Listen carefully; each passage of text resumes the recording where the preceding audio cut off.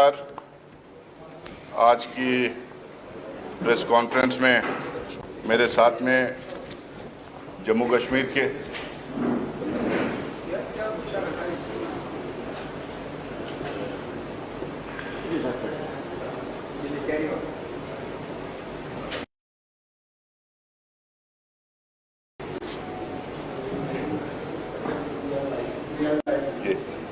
he was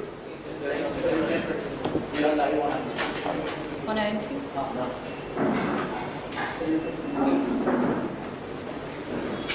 एक minute कर लेना।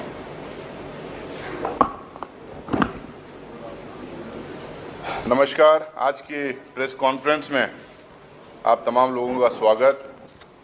मेरे साथ में जम्मू कश्मीर के वरिष्ठ नेता रविंद्र शर्मा जी हैं, महाजन साहब हैं, हमारे एआईसीसी के मीडिया कोऑर्डिनेटर डॉली शर्मा जी हैं, अनिका मल्होत्रा जी हैं, प्रणव जी हैं, कपिल जी हैं, हमारे नीरज गुप्ता जी हैं और तमाम मीडिया के साथियों। जैसा आप तमाम लोगों को पता है कि बहुत सालों के बाद जम्मू कश्मीर में चुनाव हो रहा है। अब चुनाव का प्रचार काफ़ी तेज़ी से पूरे जम्मू कश्मीर के रीजन में चल रहा है। कांग्रेस के, बीजेपी के और दूसरे पार्टियों के नेताओं लोग घूम फिर के अपना प्रचार कर रहे हैं।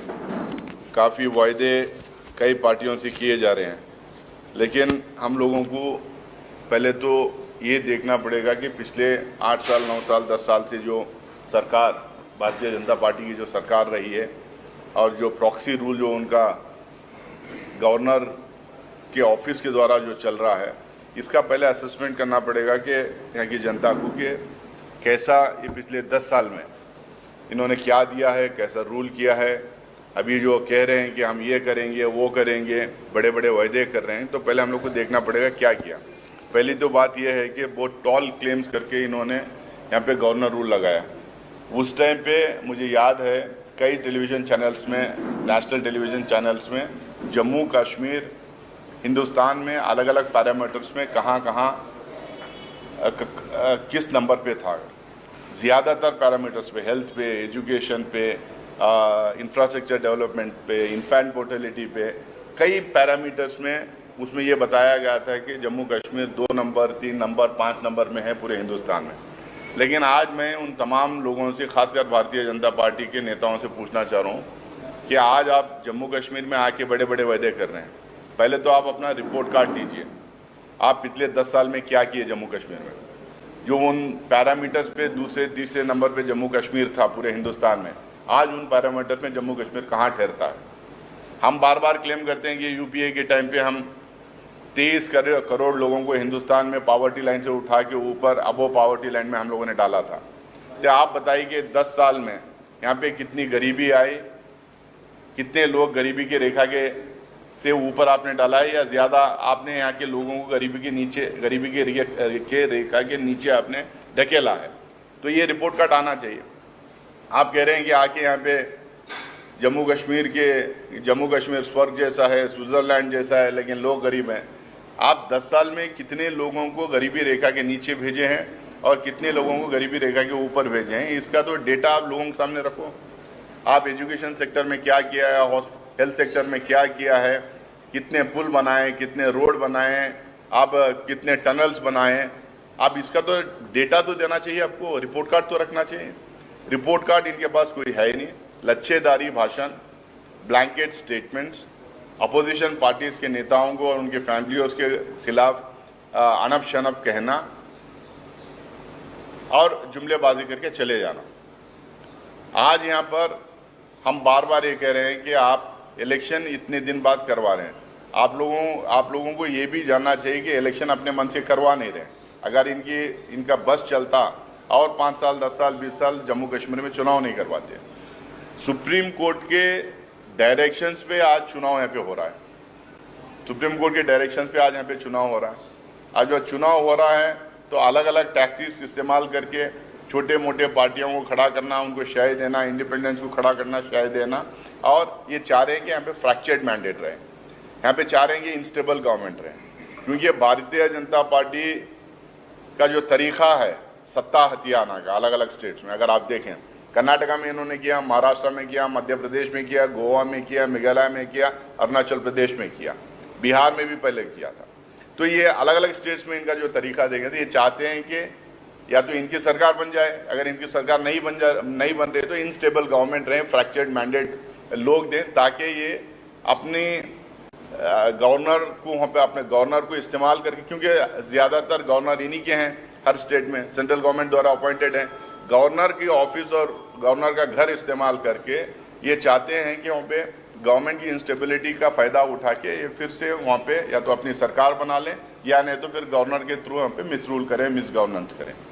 अब यहाँ पे इसी तरीके से एक वातावरण क्रिएट किया है कि कुछ इंडिपेंडेंट जीत के आ जाए, कुछ छोटे मोटे पार्टीज जीत के आ जाए, इनके कुछ जो सीट्स इनके आ जाएं, ये सब मिला के खिचड़ी या तो गवर्नमेंट बना लें या नहीं तो इंस्टेबल, अगर किसी दूसरों की सरकार भी बने तो इतनी इंस्टेबल रहे कि ये ऊपर से रूल करें।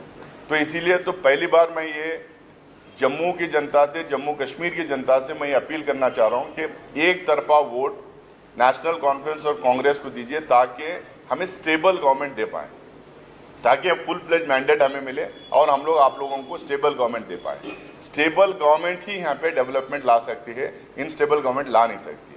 तो इनकी जो स्ट्रैटेजी है, इनकी जो टैक्टिक्स हैं, इस पर आपको देखना पड़ेगा। You have to read through this, you have to see through this कि ये इनकी स्ट्रैटेजी के इनस्टेबल गवर्नमेंट बनाना चाह रहे हैं। यहाँ पे बहुत क्लेम्स किए जा रहे हैं, वो लोग भी क्लेम कर रहे हैं, कह रहे हैं कि 5 लाख नौकरियाँ देंगे।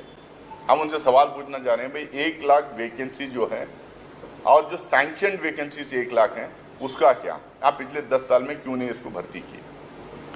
आप बताइए कि कितने नए जॉब्स आपने क्रिएट किए।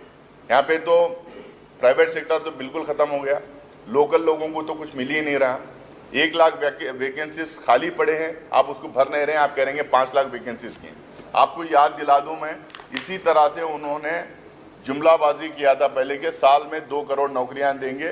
10 साल हो गए, 11 साल अब हो गए, 20-22 करोड़ नौकरियां देना चाहिए था हिंदुस्तान भर पे, वो नौकरियां तो ये दे नहीं पा रहे हैं। लेकिन अब आप बताइए कि ये नौकरियां देने वाला जो मामला है, इसमें इन्होंने कितने नए नौकरियां क्रिएट किए हैं, कहाँ से नौकरियां देंगे? ये 1 लाख नौकरियाँ क्यों भर्ती नहीं किए? अनएम्प्लॉयमेंट रेट हिंदुस्तान में सबसे हाईएस्ट है, वीमेन अनएम्प्लॉयमेंट रेट हिंदुस्तान में सबसे हाईएस्ट है, प्राइवेट सेक्टर में तो बिल्कुल कुछ है ही नहीं। दूसरा जो है,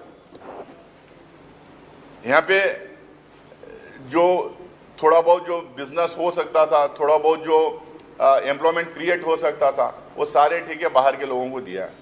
माइनिंग में ठेका बाहर के लोगों को, सैंड में ठेका बाहर के लोगों को, ग्रेवल में, और जितना कंस्ट्रक्शन एक्टिविटी थोड़ी बहुत भी वो चल रही थी, उसमें सारे कॉन्ट्रैक्टर्स बाहर के आके रहेंगे। तो बाहर के लोगों को लेके आके, अपने क्रोनी कैपिटलिस्ट फ्रेंड्स को, अपने क्रोनी फ्रेंड्स को लेके आके यहाँ पे आप उनको ठेके देंगे, तो यहाँ के लोगों को कहाँ का बिजनेस मिलेगा और कहाँ की नौकरी मिलेगी? ऊपर से गवर्नर हाउस एक करप्शन का अड्डा बन गया।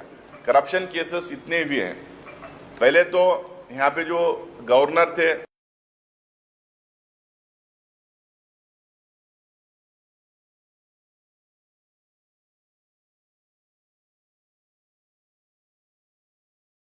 मलिक साहब के गया, अब उनके ऊपर उल्टा रेट्स हुए। यहाँ पे एक IAS ऑफिसर थे अशोक परमार साहब, उन्होंने इतना बड़ा स्कैम जल जीवन मिशन में उन्होंने हाईलाइट किया, उसका कुछ हुआ नहीं। इतना बड़ा स्कैम मुझे नहीं लगता किसी और स्टेट में एक जल जीवन मिशन में हुआ होगा। उसमें हुआ, उसमें नहीं, उसमें इन्होंने कुछ नहीं किया। रिक्रूटमेंट स्कैम हुआ, माइनिंग स्कैम हुआ, सैंड स्कैम हुआ, लिकर स्कैम हुआ। अब ये सारे जो स्कैम्स हो रहे हैं थ्रू गवर्नर हाउस ही हो रहे हैं। गवर्नर एक अड्डा बन गया, गवर्नर हाउस एक अड्डा बन गया। और ये स्कैम कौन करवा रहे हैं? भारतीय जनता पार्टी के आकाश जो दिल्ली में बैठे हुए, वो लोग करवा रहे हैं थ्रू गवर्नर हाउस यहाँ पे पूरे जम्मू कश्मीर में। अब आप कह रहे हैं कि आप साफ सुथरी सरकार देंगे, लेकिन ये स्कैम्स जो हो रहे हैं इसका क्या होगा?